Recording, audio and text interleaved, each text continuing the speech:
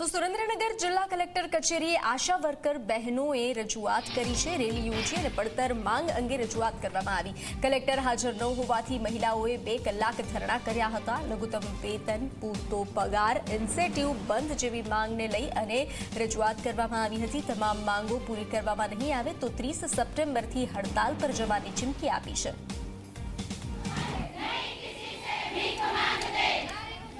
11 તારીખે અમે આવેદન પત્ર આપીને ગયા છીએ અને અમારી માંગણીઓ બધી અમે અહીંયા રજૂઆત કરેલી જ છે।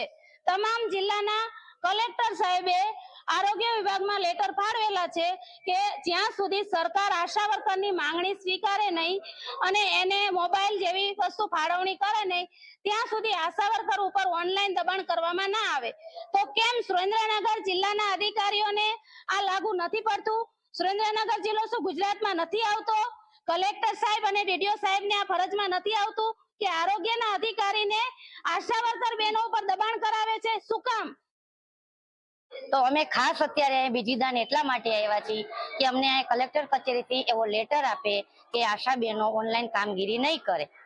અને બીજું કે અમે ઘરે ઘરે છેવાડાના માનવી સુધી સેવા આપનારી આશા વર્કર બેન એક કડી છે, તો સરકાર આ કડી વિશે કેમ નથી વિચારતા? ટ્રિપલ એમાં અમારો સમાવેશ કરે છે સરકાર। ટ્રિપલ એ છીએ અમે। એ એટલે આશા, એ એટલે એનમ, એ એટલે આંગણવાડી। તો આંગણવાડી અને એને ફિક્સ પગાર, તો આશા વર્કરને કેમ ઇન્સેન્ટિવ?